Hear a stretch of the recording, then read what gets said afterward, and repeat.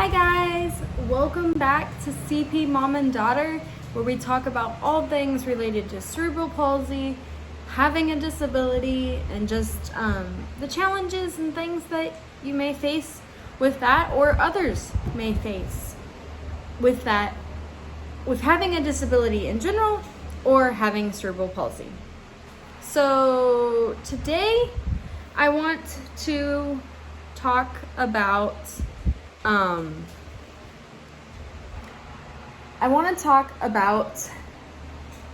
strollers, wheelchairs, mobility equipment, whatever it may be. But I want to talk about from the perspective, and I know I've said this a little bit in the past, of just how great of a need there is for those overseas. Now, we may be able to have like the general just run-of-the-mill stroller, whether it's an umbrella stroller like what you would find at Walmart or Target, or the basic strollers that you could just buy at Walmart and Target. And those are fine. Specifically in the Philippines, a lot of times those work well for size for the child because the children are smaller. However, like I've said before, the roads here are horrendous. They are a challenge. Sometimes they're like you're going along and then there's a dip or there's bumps, and so your average stroller that you would find at Walmart or Target probably isn't gonna hold up the best with these roads.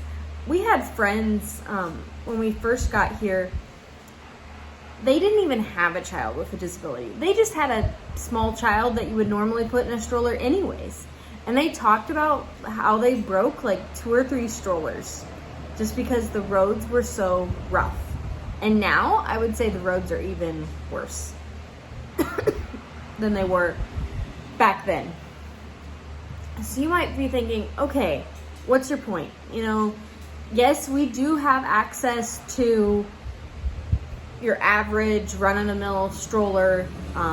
We have malls, we have stores where they sell those.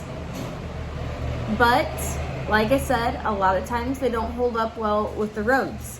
A lot of times they're more expensive here. We bought just the general, I think it was a Graco brand stroller. It was nice, but it was almost $150.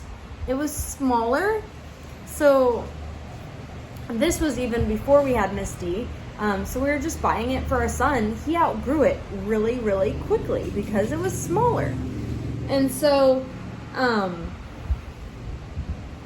I guess I wanted to share today, because I've had some people contact me and they're like, I have this child that is, doesn't have good head support, isn't able to sit up.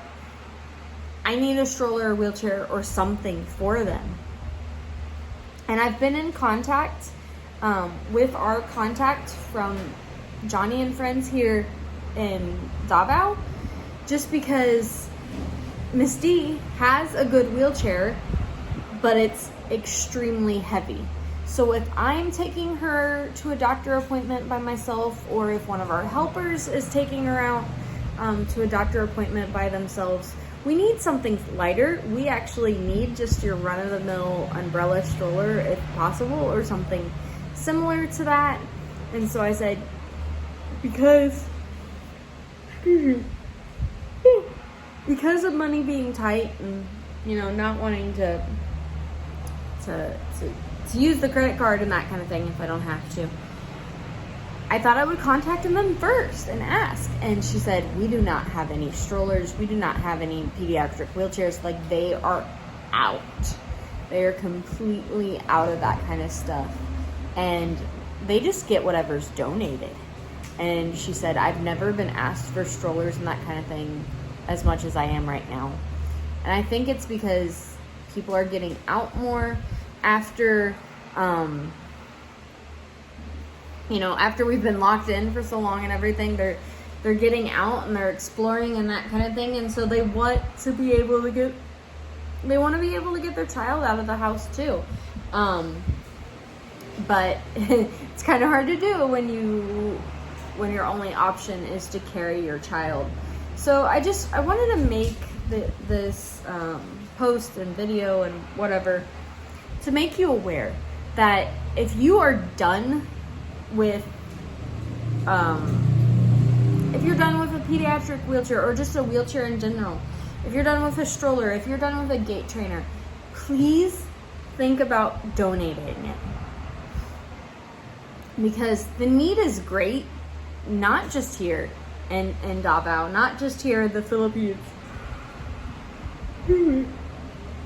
but all over the world. The need's even great in the United States. The cost of wheelchairs and medical equipment it's horrendous. It is crazy. It's just wow. And yeah, insurance might cover things, but they're picky about what they cover. They take forever. And then each person is allowed one wheelchair every 5 years. If you put a child, like a 2-year-old, if you get a 2-year-old a wheelchair, the chances of you finding a wheelchair that's going to grow with them until they're 7 is very unlikely. I mean, they're working on building things that work out that way, but it's just the rules and regulations and things, it's tough. And so that's why organizations like Johnny and Friends are huge. Because the application is pretty much, they see the child, you fill out the information, and then they hook you up with whatever they can. It's a lot less complicated than all these other organizations and options out there. And so, if you have an extra stroller and you're done with it, donate it. If I have the means, I would love to fill up a container in a heartbeat because it's just needed here.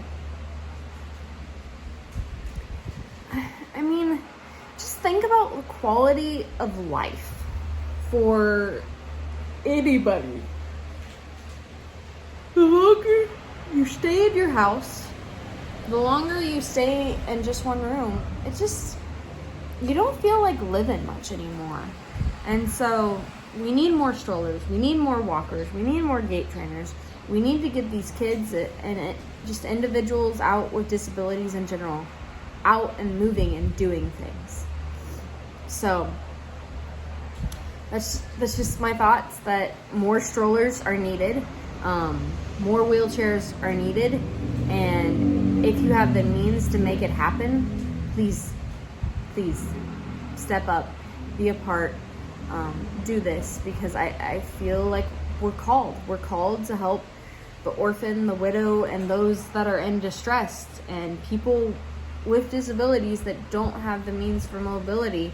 They are in distress. So thank you so much for listening today, and we'll see you next time. Bye. God bless.